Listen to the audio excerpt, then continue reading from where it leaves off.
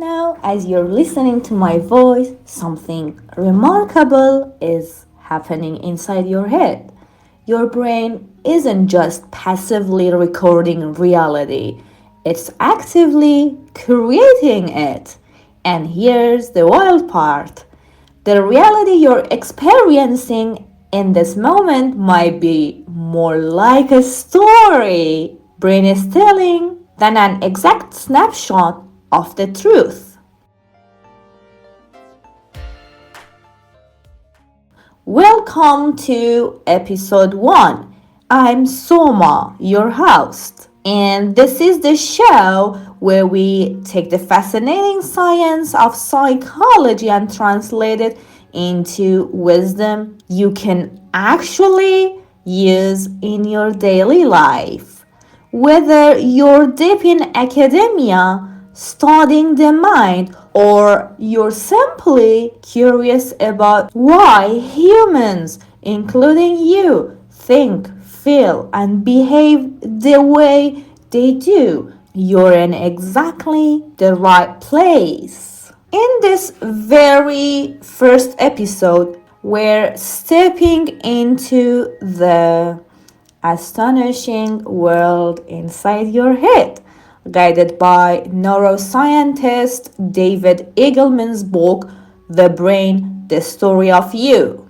We're going to explore how your brain predicts the future before it happens, rewrites your past memories, shapes the person you think you are, and even decides what your reality looks like. Stick with me, because by the time we wrap up, you may never look at your own choices or your own mind quite the same way again.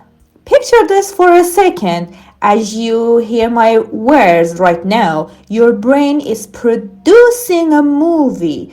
It's not just recording what's happening, it's building it frame by frame, layering in the sights, the sounds, the feeling, the entire atmosphere of this very moment. That 3-pound organ sitting inside your skull, it's not just a biological machine.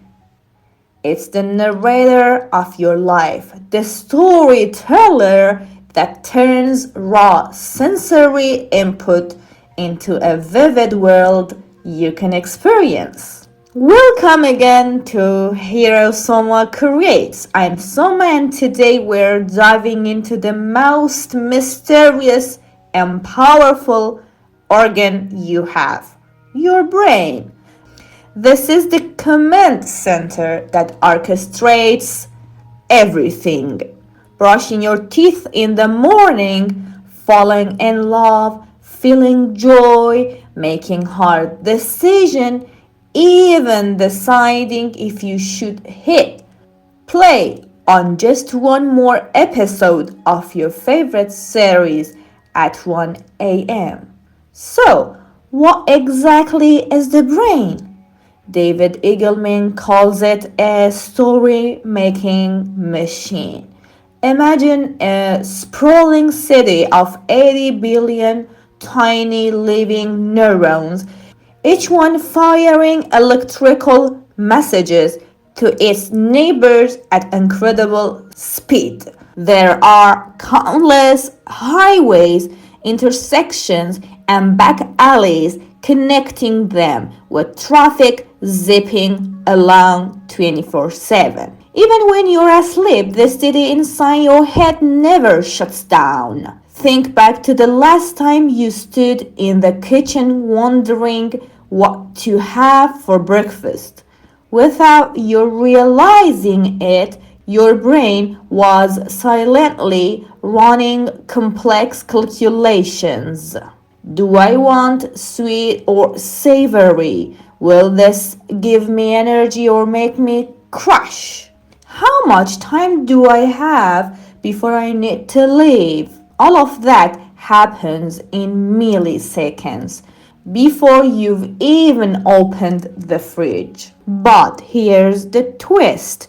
Your brain doesn't just create stories about the outside world. It also creates the story of you. Most of us assume reality is something out there, that what we see, hear, and feel is exactly what exists in the external world. But Eagleman reminds us that what we call reality is actually a construction. Take color. For example, when you see the color blue, nothing in the physical world is inherently blue. What's reality going on is that the light with a specific wavelength is hitting your eyes, and your brain is translating that raw data into the experience you call blue. Sounds, smells, tastes, none of them exist. In the same way, outside of you. They are brain events, private experiences generated by your nervous system. And sometimes your brain edits those experiences to make them fit. One of my favorite examples in the McGurk effect, an experiment where you watch someone's lips from the syllable ba while the audio actually plays fa. Instead of choosing one or the other, your brain fuses the two and produces a sound that wasn't spoken at all. In the other words, your brain rewrites reality so it makes sense to it. That means you've never truly seen the world exactly as it is, only your brain's version of it. And this process isn't passive. Your brain is constantly making predictions even as you're listening to me right now. It's guessing what I'll say next. It doesn't this for everything. Catching a ball before it hits you, flinching just before a loud bang, or feeling your heart races before a big presentation, because somewhere in your neural network, a quiet voice says, I've been there before. Get ready. Imagine walking down a dark alley late at night.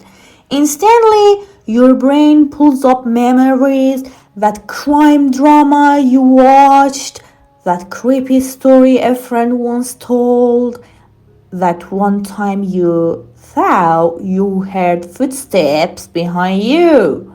Without you consciously decided anything, your senses sharpen, your heartbeat speeds up, and you're suddenly on high alert. That's your predictive brain scanning the past to anticipate the future, just in case. Here's a surprising truth. You are not one fixed version of yourself. You are thousands, changing over time. Every choice you make is shaped by your memories, your current emotions, and even imagined futures. Your brain plays out like little simulations. And it's not just mental things. Your physical state changes your decisions. Judges in real courtrooms right before lunch are statistically more likely to give harsher sentences than after lunch. Hunger actually changes their sense of justice. So, next time you feel certain about a decision, you ask yourself, is this really me, or is it just a version of me that's tired, hungry, or stressed right now? We are built for connection. Our brains evolved in groups, not in isolation. When you smile at someone, your brain activates the same neural patterns as if they were smiling themselves, thanks to mirror neurons.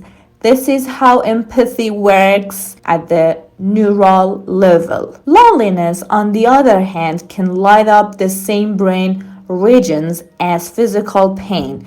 That's why social rejection can literally hurt. Here's the most hopeful part: your brain is not fixed, it can change. Neuroplasticity means your brain can build new neural highways based on what you do and experience.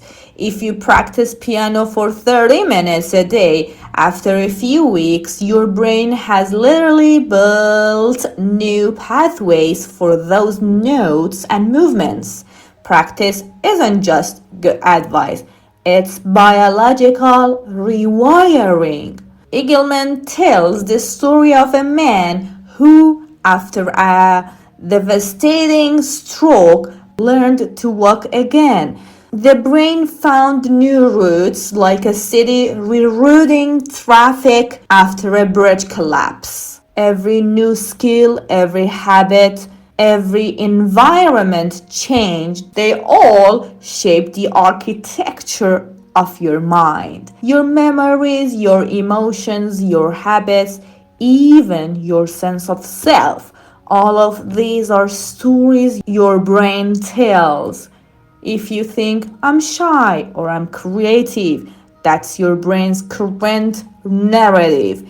And here's the powerful part: you can rewrite it.